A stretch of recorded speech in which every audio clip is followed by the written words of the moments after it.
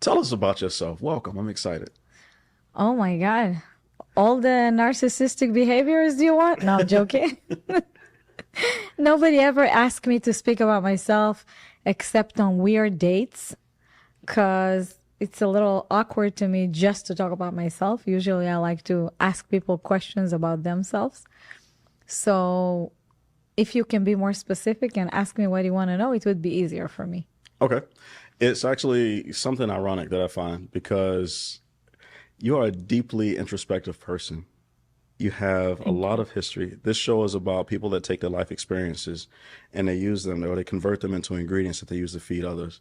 They turn their adversities into advantages. Exactly. And I say it's ironic because I find your greatest self only comes when you go inside and you learn who you actually are. People are pursuing their purpose, constantly trying to pursue their purpose, and yet they feel it's narcissistic to talk about themselves Yeah. when that's exactly who you should be showcasing is yourself because everything else is about presenting some facade. You're acting out to be present yourself for someone else. So I want to know who's Sheena. You and I have talked. I'll ask questions if that makes you feel better. Okay. You and I have talked. You began telling a story about you and your sister. Your dad has been to prison. This is something that we have in common. And you've shared various stories related to that. So, my beautiful Israeli friend, tell me, introduce that part. Yes. So growing up in a household, especially in the Middle East, that your father was sitting in jail for murder, obviously society and the people that surround you would judge you like nonstop. And when I'm saying judge you, it's every single thing that you do or say. Even like kids in school, oh, what are you going to do? Call your father to hurt me? Or, oh my God, your father is a killer. Are you going to be a killer? Are you a serial killer? Or if we driving in the school bus, they say, oh, she's a serial killer. And when people say things about you, you start to think, you know, am I capable to kill someone? What would I do if I would be in his situation? Can I do that? And you start, and I got really into criminology and start reading books about it and watching shows about serial killers and killers in general and Mossad agent killers and FBI's. And, I wanted to know all about it. I was obsessed for a few years. And, when you're young and your inner conversation is not as deep, you ask questions, but you not fully answer the answers, because you just don't know how to be sincere with yourself. Like if you're jealous or if you're scared, we don't know how to say it to ourselves without being scared to admit things to ourselves, right? And for a long time, I was really scared that maybe I could be a killer too, even though it was nothing there to bring me to that position. And when I go to visit in prison, my dad, it's not, the prisons in Israel is not strict in the way when you come to visit, like in America. If you talk, they say, don't talk, like this. In Israel, like if you get to know someone nice and you kind of take care of them, like money wise gifts, you can pretty much speak free. And what I mean when I say that, we would come to the prison Saturday morning and sit on a table outside with flowers and tables, and your dad would bring you candy. It's surrealistic. It's like you go to sit in a nice coffee in Tel Aviv or Really? West LA. Yes. And except the suit that they wear in the either brown or orange, it's literally like you're sitting in a coffee place with your family and having a chat, drinking coffee, eating some like candies, cookies, whatever. And one day, it was this prisoner that I knew. He was very famous, like all the famous people back then, famous, notorious famous, sit with my dad. And my dad everybody knew him as, they call him the brain. He was very smart, right? So this guy was walking around and he didn't have a visitors, right? He was sitting in jail for murdering a little kid. He kidnapped him and wrapped him in a carpet and put him in the car, tried to kidnap him, to molest him, I guess. But he died in the carpet. He couldn't breathe. And You know, I saw this kid, and my parents were reckless at the time because this guy was an artist. He also do paintings, like unique paintings, right? So he would draw paintings to my family. Like he draw one time a painting. It's a mom, dad, the dad holding a suitcase, and then you see like birds in the side, and my mom would hang them in the living room. And every time I see him, I felt like weird, like awkward. We have his paintings in our living room. And I understood, I didn't know how to explain, but I understood back then that my dad liked him because my dad was very intellectual. He's very intellectual. And most of the people that sit with him, they were like, like really bad neighborhoods, never read any books.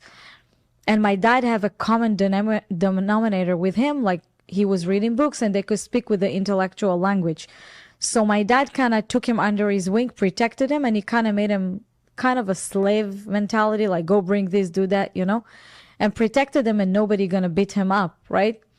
And when we come to prison to see my dad, he was wandering around by himself, like say, hey, do you want a drink? Do you need help? Like this demeanor.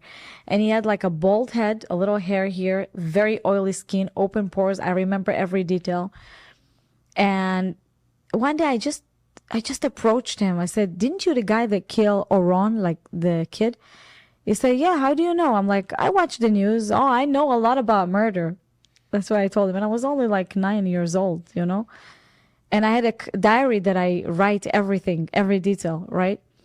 So then I asked him, how did you feel when you realized he died? Did you feel weird?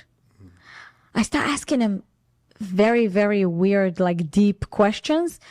And I could literally saw in his eyes that he didn't expect a 9-year-old kid ask him these questions. Yeah. And in that moment, I knew he met my friend Conscience. Because Conscience is my best friend my whole life. And I knew he met Conscience. And Conscience hit because a 9-year-old girl asking you all these deep questions. How did you feel? Do you feel guilty? Do you think about him? Do you see his face when you go to sleep? Yeah. I ask thorough questions that I could see his face. His skin become more oily and more sweaty. And I'm writing about it in my book. And I met so many people that my parents were reckless to put me, like my dad saw that we were speaking and never said to me, come here, don't talk to him. Or the guards. You understand? Yeah. And these killers and mafia and cons and because in the prison there in Israel, it's not like here. You have like people who their bomb like a Israeli coffee place, and a lot of Jews, Christians, and Muslims died, and they could sit with my dad. And you had other people who killed Muslims or regular people, but they're all there. They're all prisoners, right? Yeah. So we would even, when we finish like the visit, we would take to home. We give lift to the Palestinian women to their village. Today it's super dangerous, but back then it was like normal. I remember the burger they had on their nose and how they would move the fly from their faces, like little details like that it's crazy. But this is what made me understand people, because back then I used to sit a lot and absorb, look at people for hours and absorb, like Jews, Palestinians, killers, rapists. Like I would look at them, I would look at their body language and mimic how they speak. And I knew how to jump into characters. If like a girl would be mean to me, I would know how to change my demeanor and talk like a mafia girl. Like, don't come near me, I'll kill you, as a kid. And, I was like a afraid little kid, but I would know how to utilize it to me. If somebody say your dad is a killer, I'm like, watch out, like this. I have not sat across from somebody that looks like you and imagine you killing me, but thank you for that just now. I'm scarred. Sorry. Now I need therapy. I'm definitely not a killer. I appreciate you sharing that. My experience was a little different with prisons because here in America, so I grew up going to visit my dad in Rayford Prison in Florida. And I remember one of my first experiences was taking a cup of Chef Boyardee, like the little pasta for kids. Oh, okay. And I put it in the wrong microwave. and I didn't take the aluminum off of it. So I put it in the microwave and I blew up this microwave, but it was the wrong microwave. So in this prison, you have like the white microwave, the black microwave, and the Hispanic or the Latin Wow. microwave. So I got my dad in trouble, and we ended up having to buy, I think my A grandmother new had to buy microwave. more shoes for people. She had to send shoes, certain shoes to the prison so my dad could pay out. Anyway, it's Day a of the different day. experience. I know we had similar stuff also. You amaze me because I attended a yoga retreat with you or a yoga day or Meditation. meditation, not yoga, sorry. People But it was, confuse. yeah, I'm new to California. I'm learning. Yeah. Trust me, I get corrected every time when I'm like, yeah, we did breathing. And they're like, oh, you did breathing? You did this. Like, no, that's not what we did. We did this. No, that wasn't breathing. That was this. I was like, oh, okay, sorry. But, okay, so meditation. I say that you surprised me because first, I never successfully meditated prior to September of 2023. And then I had some very profound meditations. And when you started speaking, I started to actually hear who you were. And it was as if the veil that you had put up, or that, I'm sorry, I had perceived, right, dropped. And I got to understand more about who Sheena is, not by anything that you were saying in your normal day to day thing, but in the context of I am vulnerable in that state, and I'm in this room with all of these other people that are vulnerable with their eyes shut. And you walked around, you did your best to put us in a good mental state, and then you started speaking affirmations over every person there, some of whom you physically touched. I remember you touching me twice and nearly breaking down. I nearly broke down because I'm going through a divorce. And I remember you walking over, you put your hand on my chest and you said, you're a good father. And where I was in the meditation at that time, I was able to receive your words. And that hit me the way that you did that. But then I was cognizant that you were doing that to everyone as you walked around. And I felt like you knew everyone in the room. It was either you knew everyone in the room or there was something channeling through you that allows you to speak the words that that particular person needed at that particular time. Where does that come from? Okay, I actually never talked about it in public, but it's a nice question.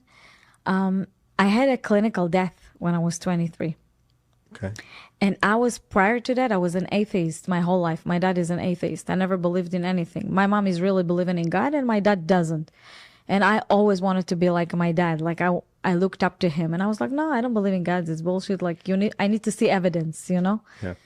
And when I had the clinical death, it was weird because I landed in Israel the same day I find out that my cousin have a wedding. And I was a 23-year-old. I thought I know it all. I go to the wedding. I took a few shots in the end of the wedding and drink wine. And I didn't know I'm allergic to alcohol. So I start feeling weird. And then the wedding finished. We go into the car and I had two of my aunts, one driving, one sitting in the seat next to her. And I was like between the two hands in front of them, right? And then I start feeling weird, like in a weird way that I cannot control my body. I couldn't breathe in and out. It started like slowly, gradually. And then I start having this conversation in my head. Like, God, what are you doing? Did you brought me to the Holy Land to kill me? Do you want me to promise you that I'm going to be religious?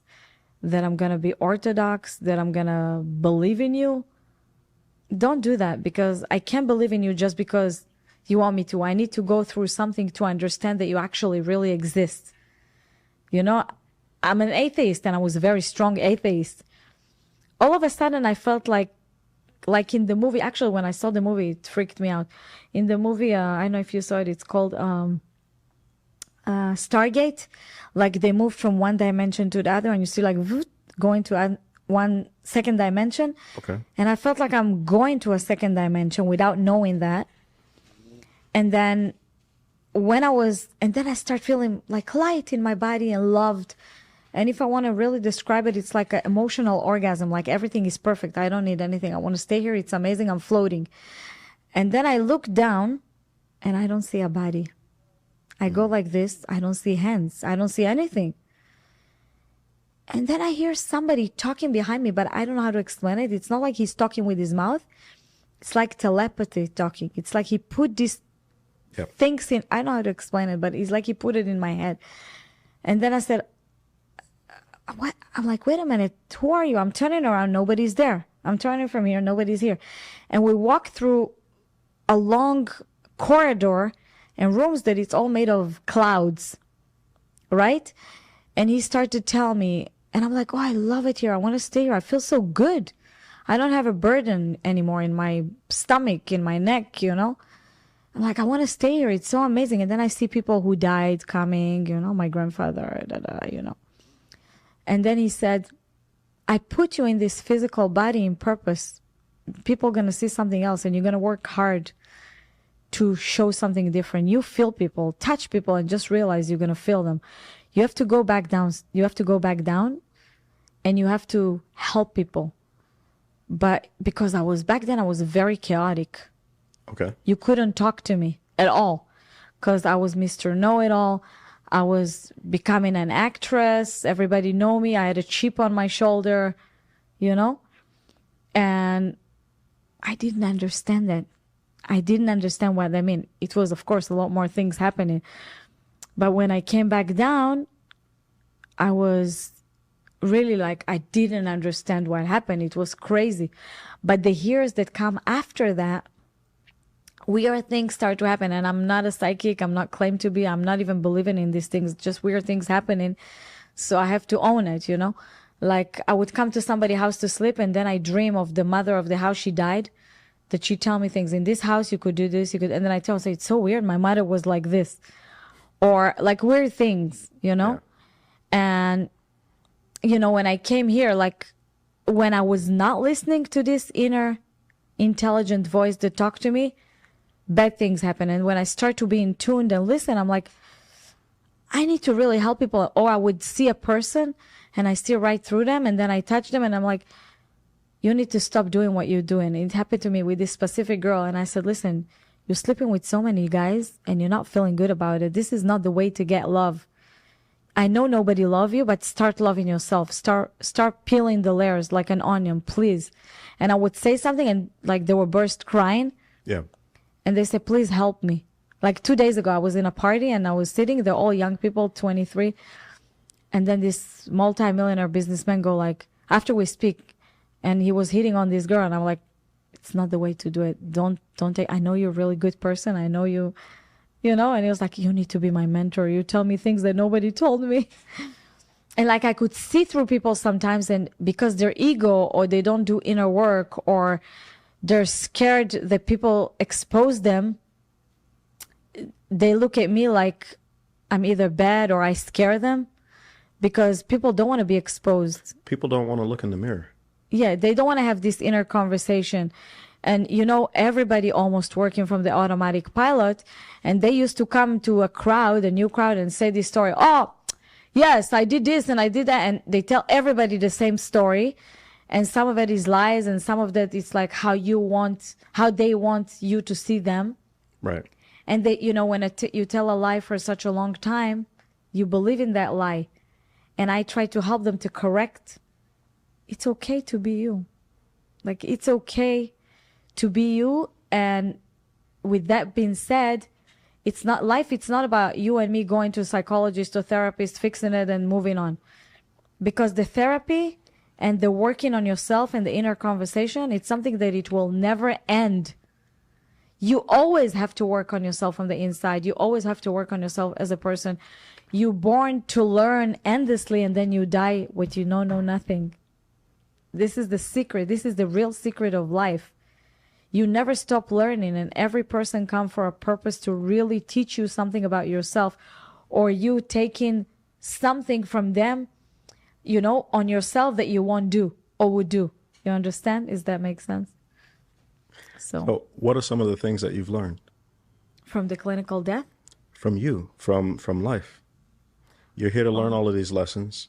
All of these things happen to you. And again, the sauce of life is about those experiences that you've had and how you then turn those into ingredients that you use. So what are the lessons, the experience that gave you the lessons? Because I feel that experiences are opportunities for learning. Of course, always. always, it's blessings actually. Yeah. I tell you what, I always knew how to make money, but I never knew how to keep it, right? Okay. And when I become homeless 5 years ago, one day I was sick. I lost all my clients. I find myself sleeping in the car with my son all alone. All my friends want nothing to do with me. Nobody want to let me stay in the house because if you're homeless, you're a loser. We don't need her. Everything is based on interest, right? And I'm like thinking with myself, wait a minute, you can't break. You have to look at the end goal, right?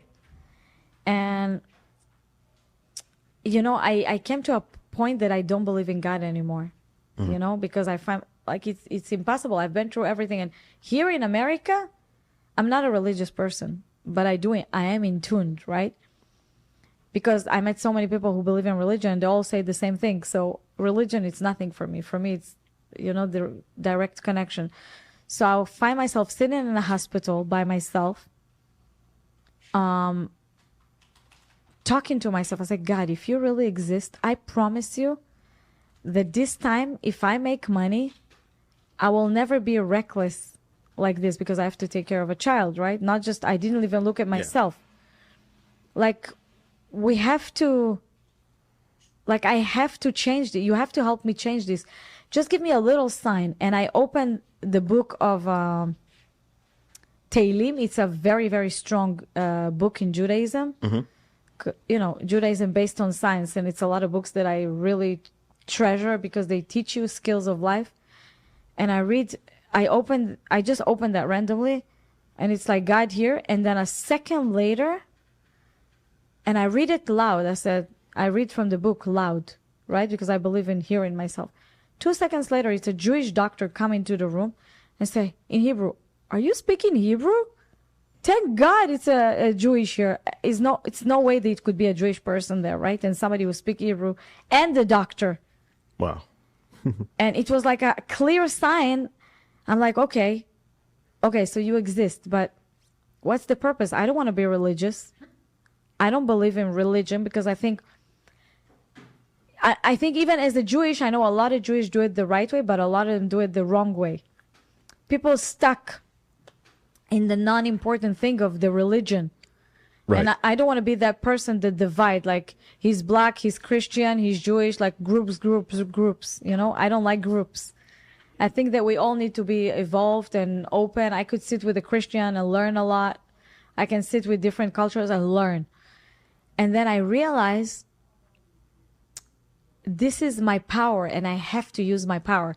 And I promised myself, and I swear to God, a year and a half later, I bought the 2 houses. Ask me why? I don't know. Because my secret is always not to ask how it's going to happen. I never ask how. I just look at the end goal and put the work and open myself, like, seeing everything, the little details, look at the signs, meet the people, try to see the good in others, because my motto is if I see the good in people, I see the good in myself. It's a famous Jewish saying that say, if you see the bad in people, aposel bemumo posel. It means if you cancel someone, because you cancel in yourself. Yeah. You understand? Yeah. So I always try to see the good in people. And even if someone is obnoxious, horrible to you, I try to be extra nice because it would put them in an awkward situation and they would feel embarrassed. You know what I mean? Like, Yeah, I know it's a hard work, but. No, that's beautiful. You just said a lot of stuff in there that if somebody were to go back and listen to this again, you dropped so many pearls of wisdom in there. And this is a part of what Thanks. I love about you is perception doesn't match the reality of who you are. And I shared that with you before, my perception that I had. And then I got to know you and it was like, holy crap, you're the exact opposite of anything I've thought in my mind. And so you became a mirror for me. And it just so happens that I'm a guy that likes to reflect and understand who I am.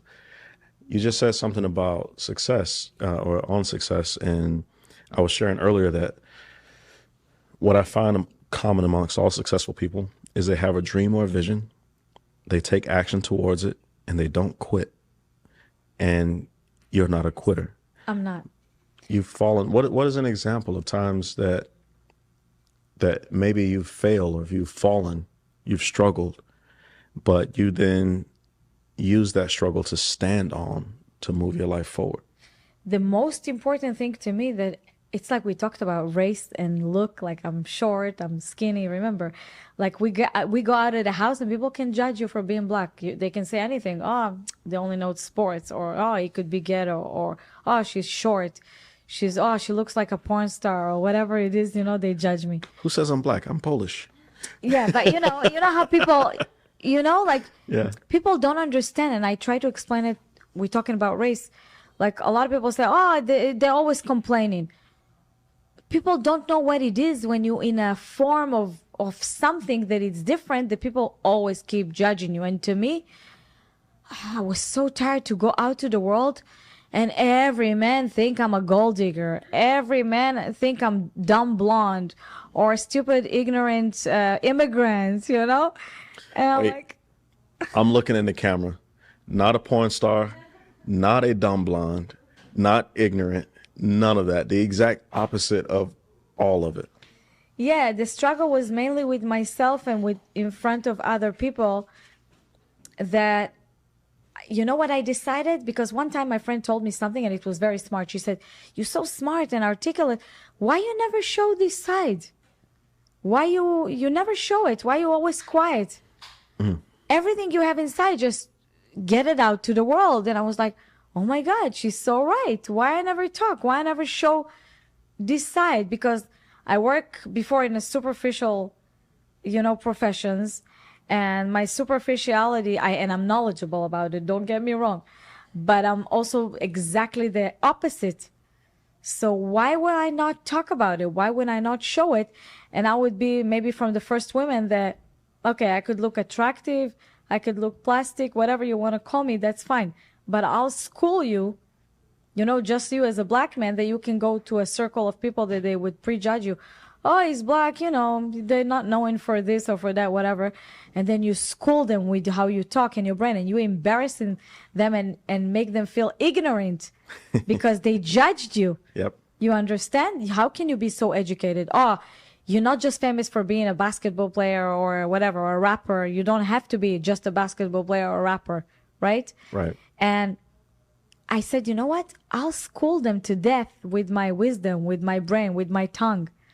And for me, it's become an obsession I decided, like, no matter what, even if I have to talk for 3 years for free and just talk in every stage I'll get, and I'll help all these women that have so much to give to the world and need to be apologetic.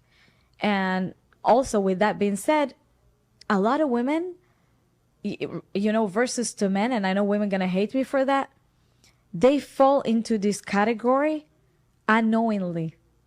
Like, if they're beautiful, everything around their beauty. If they're smart, it's only because she's smart, but she would not enhance her beauty because she always want to show how smart she is. Right. And I don't see contradiction. You can be sexual, you can be beautiful, you can be amazing, but you can be very deep, very knowledgeable. Nothing for every human being on this planet, it's not contradictable if you really take the time to think and reorganize what you want your perception to be. Because everything, if one person climbed the Everest or being a doctor, another human being from flesh and blood could do the same thing. And the limits, it's truly in our mind. And not just in our mind, we give the limitation to the people in front of us, how they look at us. We continue let them look at us how they are looking at us, instead of helping them to change their perception. You understand? Yes. This is the most important thing. If you in a circle, the people treat you the same way, look at you the same way, you need to leave that circle. You need to leave that circle and evolve and open to other circles and talk and speak and always bring value in the way that, if I'm doing Botox, for example, and this group of women I want to get involved with think I'm superficial and Botox is the only thing I can offer them, I would offer that Botox, but when I have one-on-one time with her, I would get into a deep conversation. And she was like, wow, I didn't know you so deep. And then she want to be my friend. She want to get involved with me. She want to hang out with me. Right. She think I bring her value. You understand? But this is a part of, as I told you, I have authentic conversations. I don't do superficial anymore. Yeah. I'm told me. I'm the same. incapable of superficial conversation. And so I had a very real and honest conversation with you about the perception that I had the first time I ever saw you, when I walked into the studio and whatever, and the reality. Yeah. And the reality hit me in the meditation and listening to you actually speak and understand that there's the amount of wisdom that came out of you and the amount of love that came out of you. That's what I felt, by the way. Yes. If I didn't articulate that already, it was your meditation. I felt loved. I felt like even though you don't actually know me and there's nothing there, you didn't care. You loved me. And in that moment, I was under your care. And every other person, those that actually gave in to it, felt that same. Because I've talked with other energies that were there, other people that were there. They tell you? Oh, I didn't hear it. We have conversations about you, Oh, it's nice. right? Because the only other successful meditation that I had ever done was with Dr. Joe Dispenza. Oh my God. And I I did just some- met him not long ago, by the way. Yeah, he's awesome. I did some very powerful meditations with him. And he actually came off the stage and walked into the crowd and found me out of this sea of 1,800 people, by the way. And then he gave me a hug in the hallway after the conference had ended. And I told him that we're going to be friends one day. I'm sticking to that. We're going to be friends one day, Dr. Joe. But anyway, you've become the embodiment of what you set your desires to be. Yes. You want to be beautiful. You want to be sexy. You want to be this. You want to, you don't Wonder Woman. don't hide your accent. None of that stuff. You are who you are. And then you open your mouth and people realize just how intelligent you actually are. And if anybody thinks or thought that you were dumb, blind, or just a stereotypical LA girl, like they're in for a rude awakening. But then you go even deeper and you start to understand that there's a lot of adversities that you've gone through in your life with your dad and being bullied because of your dad. Yeah. And, those traumas that you suffered. If you don't mind speaking about that a little bit, because you inspired the crap out of me, because you use those traumas as fuel to become this amazing human being that you are walking around as today. I can't believe you say that, because I'll tell you something. I didn't even realize what you just said. It's something that I had the realization not long ago, literally 2 months ago. I'll explain. Every time somebody told me you're ugly, you're stupid, because I have HDAD, dysmorphia, dyslexia, I have all these conditions. I was in an incubator for like 3.5 months. And then I injured in a terror attack. I hit my head really hard on top of everything, right? And October 7th? No. When you were a kid? 25 years ago, yeah. Okay. And on top of it, and the clinical death. So I was like, I'm going to take every time somebody told me, you can't do it, you're stupid, you're dumb, you're short, you this, you that. Every time something amazing come out of it. I remember I wanted to act, but I was not really looking or trying. But I did makeup a lot of years. And I did makeup on TV one time. And this director said, oh my God, you make me laugh. You know how to do accents. And he invited me to audition. I ended up not going. But then I saw another director. They did a TV show about a prison. And I'm like, oh my God, that's for me. I need to be there. And I called with a different voice. I lied. I did some maneuver to get into this audition. And I came to the audition. They tell me it's no audition for this TV show. It's audition for a different TV show that you have to be a mental ill, character. So I dressed like completely lunatic. I put like a ski vesting with suspenders and like a short, like a tank top, you call it. Yeah. And a lot of black in my eyes, like it's drooping like I'm crazy. And I put my hair up with my eyes like this. And I came and I was in the audition need to be in front of like 20 famous Israeli actors, like really famous, like equivalent, like if you see Al Pacino here. And I need to come in front of them and pretend spontaneously how I'm a mental institute woman and come with that character.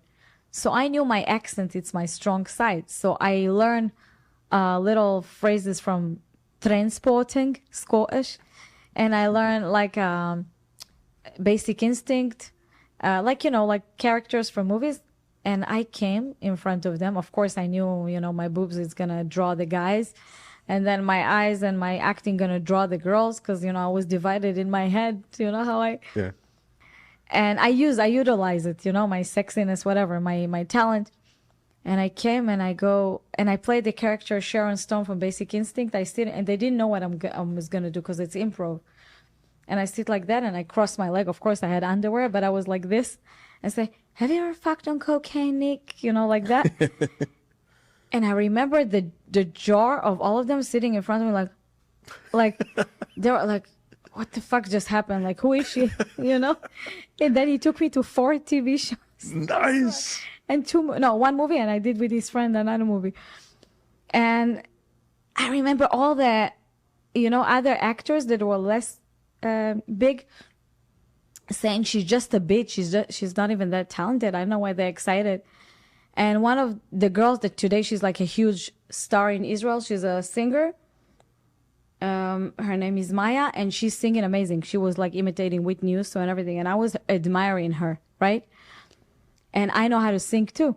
It was like at some point in my life, I had a dream to be a blues singer, like a black blues singer, Okay. like singing you know? I mean, you're a quarter black, so Yeah, that was my dream. I saw the color purple, and I was like, you know? no way. Yeah, and like singing ba ba ba ba ba ba, you know, like that. And she heard me singing. You want to be Suge Avery. You want it to be Suge. Wow. I don't know, like I do like a tap do do do do, you know, like do do pa pa pa da pa pa, you know, like that. And I was just a girl from Israel, and she liked me up until the point she saw me singing, and then she didn't like me. And that's what happened to me. Everywhere I go to audition, the women literally hated on me. It's impossible. She can sing. She can do accents. She's articulate. What's the catch? You understand? Yeah. And I would go on a date. What's the catch? Like, and I literally had to prove myself why I'm so talented. You understand? And I hated it. Like, and then I came to America, and everybody obviously thought I'm going to be all my friends and family. Like, she's going to act in America. She's going to kill it. She's so good. Right. And I was terrified. I'm like, I'm not good enough. I'm not talented enough. I was so insecure when I got here. I was poor. I landed with $2,000 and an 8-year-old, 7-year-old kid. You know? You know, I was working. I remember I was working cleaning Airbnb houses one time, and I was singing. And I would always like sing in order to forget that I'm cleaning, but I love the cleaning because I don't have to be a waitress and people see me. I would clean in the house alone, maybe 1 or 2 people, but I'm cleaning alone. I'm making my money and I go home. And I was singing Alicia Keys, and the guy said, "Wait a minute, did you just sing that? Why don't you go sing?" And the voices of my mom, "No, you could not be a singer, you know, like, you know, you're not good enough like American. You're Israeli, you have an accent." Like all these voices were in my head. And I kind of missed my prime because all the time that I could be a singer and actress, instead of believing in myself and I needed to survive, I needed to provide, I was like, you know. So I said, you know what? I'm not in my prime anymore. I cannot be like a 20-year-old singer or an actress. What is a 20-year-old going to sing about? They're 20. Sorry, I didn't mean to interrupt I know, you. but I don't want to I guess I was one. singer, especially in America, like Beyonce, Madonna.